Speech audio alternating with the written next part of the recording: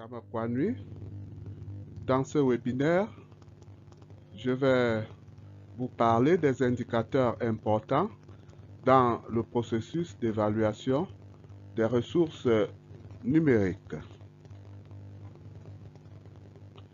Les médias en réseau permettent à l'enseignant d'accéder à une gigantesque quantité de documents et de données présentées comme des ressources numériques.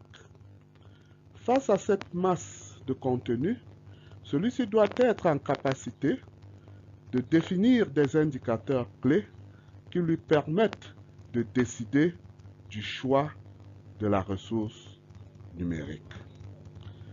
Parmi ces indicateurs, nous pouvons citer la fiabilité, l'accessibilité, la pertinence, le coût d'acquisition, l'efficacité et l'efficience. La fiabilité. L'évaluation de la fiabilité d'une information concerne la qualité de cette information en termes de vraisemblance ou de crédibilité. L'usager détermine le degré de confiance qu'il va accorder au contenu qu'il rencontre. Autrement dit, il s'agit pour l'enseignant de juger si les éléments de la ressource consultée, qu'il s'agisse du texte, de la photo ou de la vidéo, sont dignes de foi ou non. La pertinence. La mesure de la pertinence va permettre à l'enseignant qui recherche la ressource numérique de se prononcer sur l'adéquation entre les objectifs contenus dans la ressource et les attentes des apprenants en termes de valeur ajoutée dans l'apprentissage. Le coût d'acquisition. Lors de l'évaluation du coût d'acquisition, l'enseignant va se poser la question de savoir combien coûte la ressource. L'établissement est-il capable d'investir pour acquérir cette ressource? L'acquisition de la ressource induit-elle des coûts connexes supplémentaires?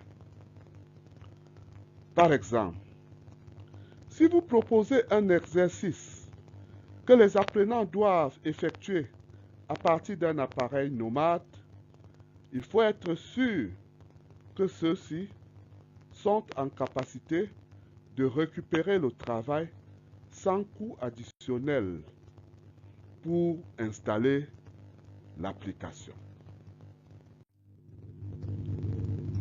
Efficacité et efficience. L'efficacité de la ressource déterminera la capacité à réaliser les objectifs d'apprentissage et l'atteinte des résultats attendus. Ceci va se mesurer en termes de performance des apprenants. On s'intéressera aussi aux critères d'efficience en se posant la question de savoir si la ressource envisagée est la solution économique la plus avantageuse. L'évaluation de l'accessibilité. Dès lors qu'on aborde la question de l'accessibilité, on se situe dans une démarche inclusive. En effet, dans le choix de la ressource, l'enseignant doit se rassurer que les apprenants en situation de handicap sont en mesure d'utiliser efficacement la ressource. Un exemple concerne l'association d'une liseuse à un livre numérique pour favoriser l'exploitation de ce livre numérique par les malvoyants. Il s'agit donc, à chaque fois, pour l'enseignant qui voudrait choisir sa ressource, de procéder à l'évaluation à l'aune de ces différents critères pour savoir si la ressource peut lui être utile ou non. Voilà, je vous remercie pour votre bienveillante attention et vous souhaite une bonne continuation sur le MOOC.